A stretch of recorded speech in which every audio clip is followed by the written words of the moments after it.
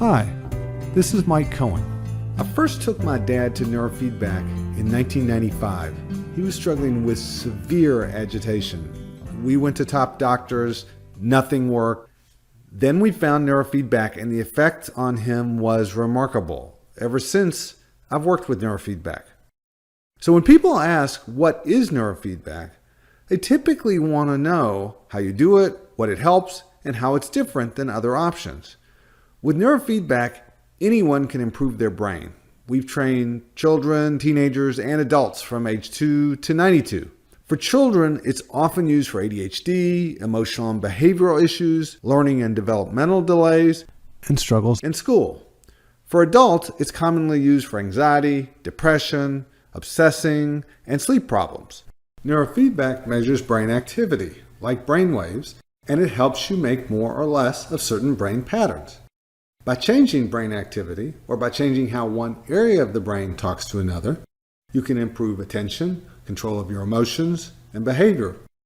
There's research on how it helps migraines, pain, concussions, addiction, and seizures. But what do all these have in common? They're brain issues. With neurofeedback, your brain changes itself. And when it does, typically any of these issues improve. It's not all about problems. Neurofeedback improves performance by changing the timing of the brain. That can help anyone in performing in school, business, or sports. It helps give you an edge. Neurofeedback is different from brain games like Lumosity or tutoring or therapy. Those focus on changing your skills or behavior or how you think. Neurofeedback is focused on changing the brain. There are parts of your brain that help you pay attention, that help you be calm, that help manage your mood and your emotions, or that help you sleep. You don't realize how much your brain affects your mind. With neurofeedback, you get to see how changing your brain can have a huge impact on your life. How do you do neurofeedback? First, we put sensors on your head. Commonly, we measure your EEG brain activity with a special computerized system. The system gives you feedback, such as playing a movie or hearing a beep. For example, when you make a certain amount of beta brain waves, the movie will play perfectly. But as soon as you're less alert and awake, the movie starts to fade out. You rapidly learn how to keep the movie from fading out by changing the brain activity that's being trained. Your brain has a way of figuring out how to get the movie to play.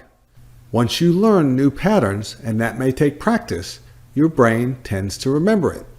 There's a lot of published research that shows that the brain learns from feedback and that measurable changes in brain activity occur after training.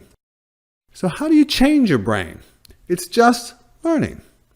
Children learn to play a video game, and they never read a manual. Their brain figures it out. How do you balance on a bike and not fall over? Somebody probably showed you, but it's your brain that figured out how to balance. When you train brain activity, your brain figures out how to balance its own activity.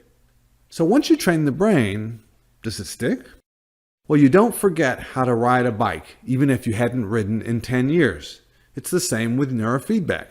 Once your brain learns, you don't tend to forget it. There are exceptions, particularly if there's disease like Alzheimer's or neurological issues, but there are still ways to train your brain. The changes you make with neurofeedback can over time have a profound effect on learning, memory, attention, mood, migraines, and far more. If you or someone you know could benefit from improving their brain, we encourage you to learn more.